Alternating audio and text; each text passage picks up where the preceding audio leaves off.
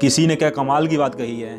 एक दिन बरसात गिरी और कान में इतना सा कह गई कि किसी की भी गर्मी ज़्यादा दिन नहीं रहती, भले ही फिर वो सूरज क्यों ना हो।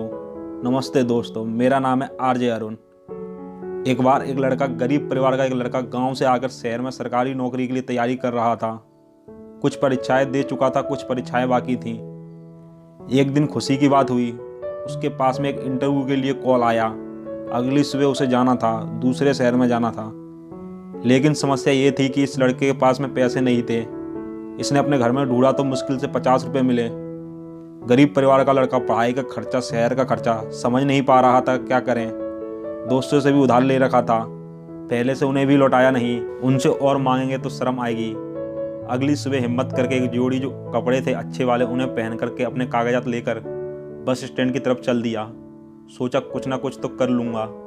ऊपर वाले को धन्यवाद दे रहा था, कह रहा था कि क्या कर दिया मेरे साथ।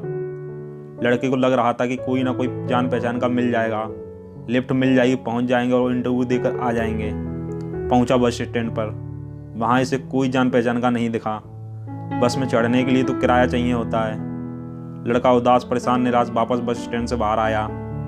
आकर के देखता है कि पास में एक बड़ा सा मंदिर है। सोचा ऊपर वाले से ही जाकर मांग लेता हूँ, क्या चाहिए आपको मुझसे, क्या चाहिए। लड़का पहुंचता है, मंदिर की सीढ़ियाँ चढ़ता है, अंदर जाकर प्रणाम करता है, बोलता है कि अब आप ही बचा सकते हैं इस समस्या से। उतर करके सीढ़ियों पर बैठ करके जूते बांध रहा होता है, जूते पहन रहा होता है। देखता है कि पास में एक फकीर बैठा हुआ है और उनके कटोरे में बहुत सारे पैसे हैं। फिर से मंदिर की तरफ मुड़ता है और बोलता है कि वाह क्या कमाल है, जिसको चाहिए उसे दे नहीं रहे हो, जिसको नहीं चाहिए उसको बहुत सारे दे रखे हैं पैसे। फकीर ये सब समझ जाता है और पूछता है कि क्या बात है, कोई परेशानी में हो, कोई मदद कर सकता हूँ आपकी। तो लड़का बोलता है कि बाबा आप क्या मदद करोगे, आप तो खुद मांग करके कमा रहे हो। तो फकीर कहता है कि नहीं, मांग करके नहीं कमा रहा हूँ। इस मंदिर में जो आता है वो इसलिए नहीं देकर जाता कि मैं मांग रहा हूँ, वो इसलिए देकर जा रहा है क्योंकि उसे पुण्य कमाना है। मैं तुम्हारी मदद कर सकता हूँ, बात क्या है।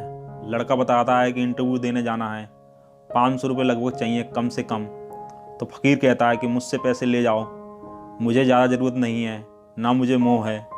मैं तो एक टाइम का खाना खाता हूँ, बीमार हूँ, इसलिए कुछ दवाइयाँ चाहिए होती हैं, और बाकी पैसे खुद जाकर मैं शाम को मंदिर की दान पेटी में डाल देता हूँ। लड़का विश्वास कर लेता है फकीर की बात का, पैसे ले लेता है, बोलता है बाबा जब आ जाएंगे तो लौटाने के लिए ज़रूर आऊँगा। फकीर बोलता है कोई बात नहीं, यहीं बैठा हूँ, कहीं और मेरा ठिकाना नहीं है। लड़का जाता है, इंटरव्यू देता है, लकीली उसका सिलेक्शन हो जाता है। खुश होकर के जब वो लड़का वापस अपने शहर आ रहा होता है तो सोच रहा होता है कि बाबा को धन्यवाद करूँगा, उन्हीं की वजह से आज ये चमत्कार हुआ है।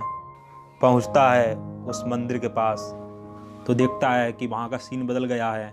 वहाँ भीड़ जमा थी, लोग ही लोग इकट्ठे थे। उनसे पूछता है कि क्या हो गया। तो एक बंदा कहता है कि एक फ़कीर की मौत हो गई। भीड़ को छाड़ करके आगे पहुंचता है तो वही बाबा जिन्होंने उसकी मदद की थी वो मरे हुए पड़े थे। एक व्यक्ति कहता है कि आज इन्होंने अपनी दवाई नहीं ली, शायद पैसे नहीं रहे होंगे इसलिए चले गए। लड़का कहता है कि वाह ऊपर वाले, कि एक इंसान किसी और की ज़िंदगी बनाने के लिए खुद की ज़िंदगी दांव पर लगाकर चला गया।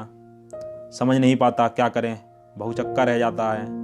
भीड़ में से एक और इंसान की आवाज़ आती है, भिखारी था, मर गया, अच्छा हुआ, वैसे भी किसी काम के नहीं होते।